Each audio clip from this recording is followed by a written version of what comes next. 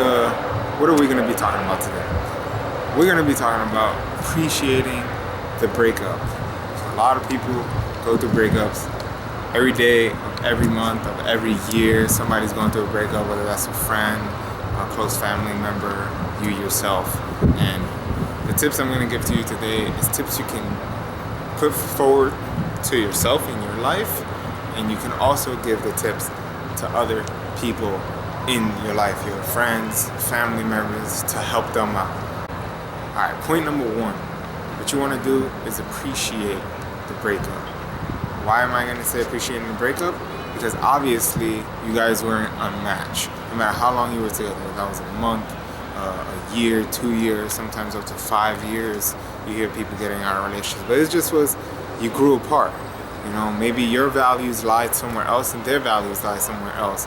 Whether it was a bad breakup or a mutual breakup, doesn't matter. You want to just appreciate it. Take that as a learning experience.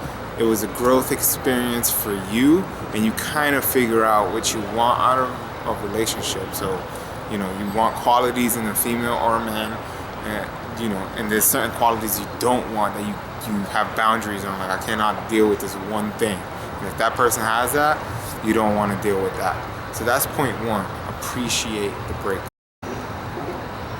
Alright, so now when you do go through it, right, you gotta be positive about it. You have more freedom now. Now this might sound like weird, because it's like, what freedom? Like, what if I was with someone that already gave me freedom? But now you're not heavily invested in someone else.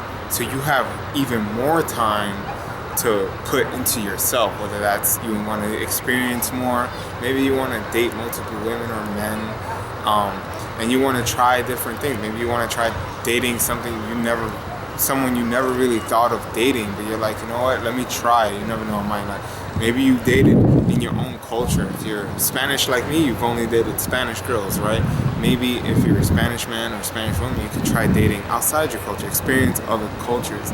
And this can actually lead to more growth, because it gets more interesting and you become a more interesting person in the long run. Because if you know, in the future you find that one, you can talk about, yeah, I actually dated someone that was this culture and this ethnicity, and I've had that kind of food. Maybe you learn how to cook that kind of food. Maybe you even learn the language, and when you go to that country with that significant other, you guys can have an amazing time. And if you can speak the language, that just makes you more attractive, because you are more interesting, which begets you having more conversation, more things to talk about with your significant other.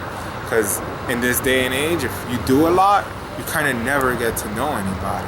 So think of it, that breakup you go through, it's you having the opportunity to experience many more things living the single life. And finally, what I want to say is that you have to learn how to love heartbreak.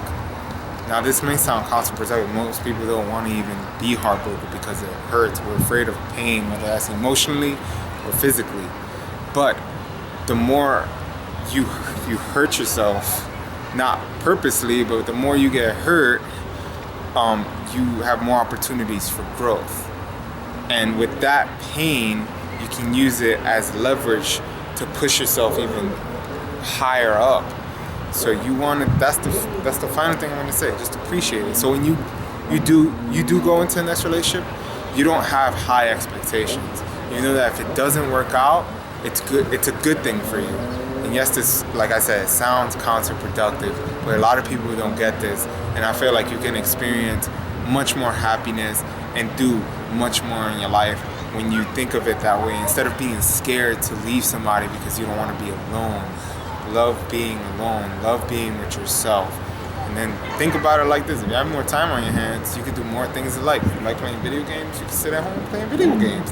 If you like to go out and eat by yourself, there's people that like to do that. You can go out and eat by yourself without anyone hitting up your phone like, where you at?